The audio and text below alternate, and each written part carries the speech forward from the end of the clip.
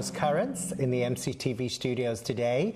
It's my pleasure to welcome Alena Guest, medical hypnotherapist on staff at the Mendocino Coast District Hospital and with a private practice in Mendocino. Alena, thank you for joining us. Oh, it's my pleasure. Thank you so much for inviting me, Alan. So tell me, how did you become involved in hypnotherapy? Oh, I'm so glad you asked. May I tell you a story? Please do. We love stories on Coast Currents. Okay. Once upon a time, there was a little girl who was born 2 months early. And as you probably know, as often happens with preemies, they're born with a protective coat of hair over their whole bodies. Oh, and this was true of this little girl. So her mother wasn't expecting that. And so when she looked down at her new baby girl, she said, "Wait a minute, that can't be my baby. That baby's too ugly. It looks like a monkey."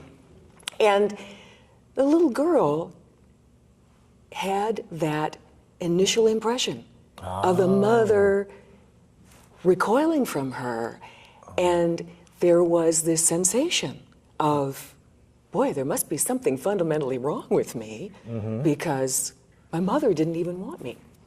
And so even though it became kind of a funny family story, it wasn't especially funny, if you can imagine, to the girl. But the hair fell off, and she grew up to be a perfectly normal child, and actually quite a pretty child, and people would comment on that. And you know, when somebody would say, "My, aren't you pretty?" that little critical voice, you know what I mean, that little nagging, incessant inner critic that we all have, that would chime in right after somebody said, "My, aren't you pretty?" And the voice would say, "Well, you've managed to fool somebody else, but we know the truth, don't we? You're really ugly. Your mother didn't even want you." And so try as she would with all of the conventional therapies, all sorts of things to change this idea, it never quite worked. Even as she grew older, and she really blossomed, you could say, into a swan. But here's where the story really diverges from the ugly duckling turning into a swan, because as far as we know, swans don't have an inner critic. It really distinguishes human beings, from other creatures as far as we know.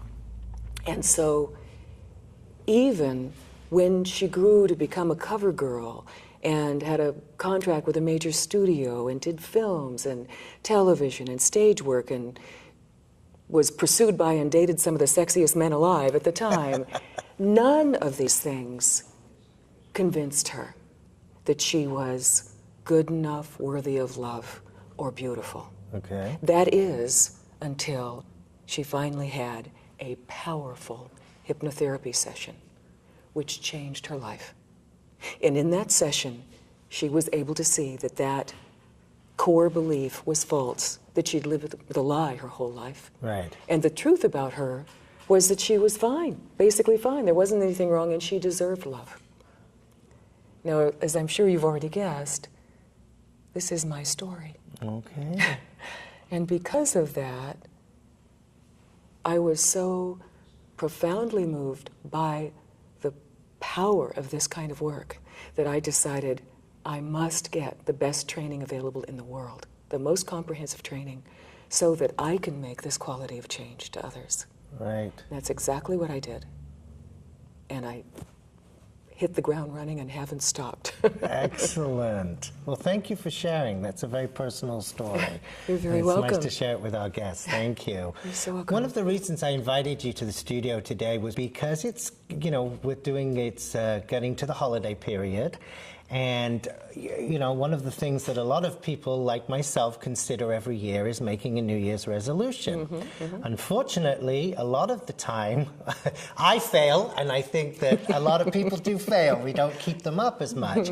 And so I wanted to ask you a little bit about, first of all, why do we feel compelled to make New Year's resolutions? Do you know why human beings do that a little bit? I think that there's a natural human impulse to better ourselves, to always try to find the next thing that we could be even happier, to find the love that we want, to be even healthier, to be more prosperous, you know, something as simple as losing weight, or as profound as in my own case, discovering self-love. My resolution this year is to exercise more and get ready for that triathlon sprint that I want to do next in the spring. I sort of am semi-retired, and I decided this year my resolution would be that I would take care of myself instead of other people. So I'm doing exercise programs and trying to eat properly so that I'll last a long time. I want to see an improvement in my business, and I'm taking very active steps to make that happen. One of the resolutions for this year is to spend more time with my family, to slow down a little bit, to enjoy life a little bit more, the simple things in life, the sun, the sand, the surf, each other. Yeah. To lose weight, the classic one. I made a resolution to lose weight. To cut out sugar. And have you been successful in that so far? It's driving me crazy, but yes, I have been successful. Resolutions? Well, of course, in most health clubs, every year in January and February is our busiest month as far as new members. Yeah, it's a time of year a lot of people want to make new resolutions and make changes in their life, so we see an increase in membership. And how successful are most people in keeping those New Year's resolutions? Well, I'd like to brag just a little bit and say they are fairly successful when they come here, because we give them a lot of free service and a lot of personal training so that they can help meet those goals. Now, in the beginning of the year, it's people want change. You know, we're a society where we're not the fittest and healthiest bunch, and people truly want to make a change, and especially for their health, I think, more than anything else.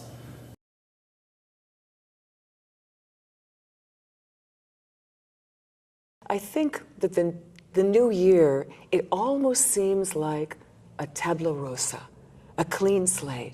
You know, Right. But here's where I can start and make the difference this year.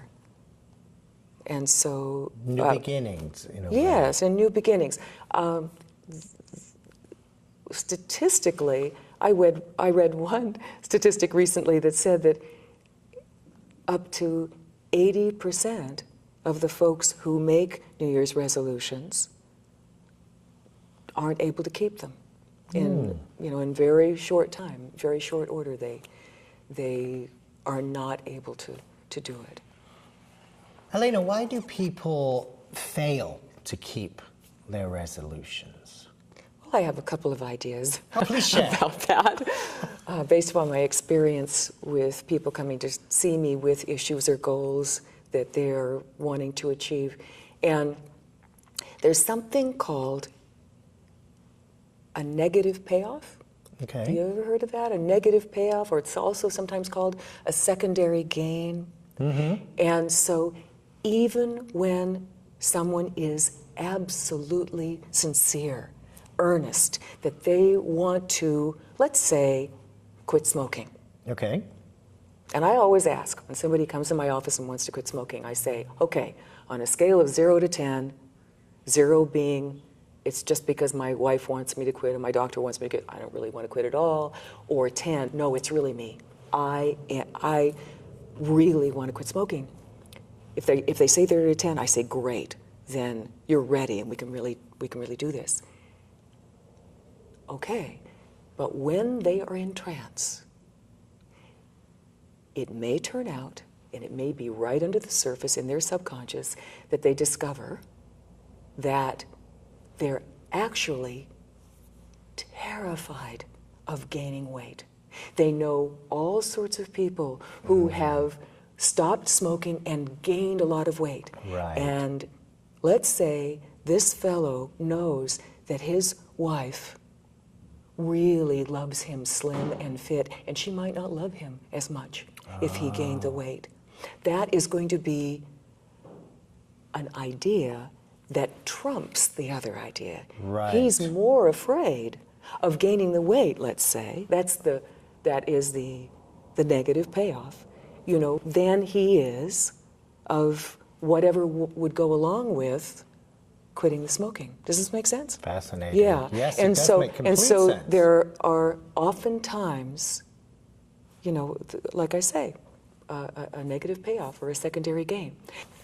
So, and what can one do to be successful, you know, at keeping a resolution then? Obviously there's kind of different forms and levels and triggers. Well, sure. One of the reasons that they don't work, too, is that people focus on what they don't want rather than what they want.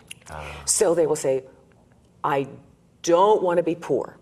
I don't want to be a smoker. I don't want to be fat anymore. You mean you fill in the blank. I don't want such and such. Right. So what happens when you say, I don't want that, usually right along with that comes a little image, a little mental image in the mind of that thing that you don't want. And guess what? That automatically reinforces that thing over and over and over again. Now, the thing that you can do instead of that is really state an affirmation, which is what you do want, the outcome that you want, and also visualize that. And talking of one, is it best for people maybe to just focus on one thing and not try and, you know, put a whole bunch of things into Yes, that's an excellent question, because sometimes one of the very things that sabotages us is trying to carry too much at the same time and flood the mind with too many things we're trying to do at once.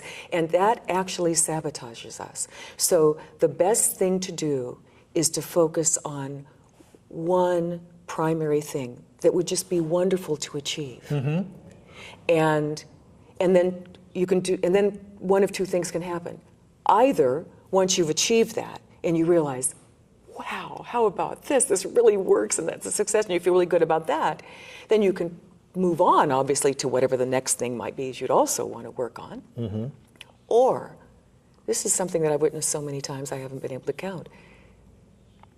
There is a kind of domino effect that once you achieve one primary thing, it's really possible that a lot of other things will fall into place. I've experienced this myself, and I've also witnessed it a lot with my clients. Alena, thank you so much for coming in and sharing with our audience and myself some of the ways that hypnosis can play a part in helping us keep our resolutions. And if any of our audience are interested in finding out more, then the information is at the bottom of the screen. So again, have happy holidays. Thank you. You're welcome.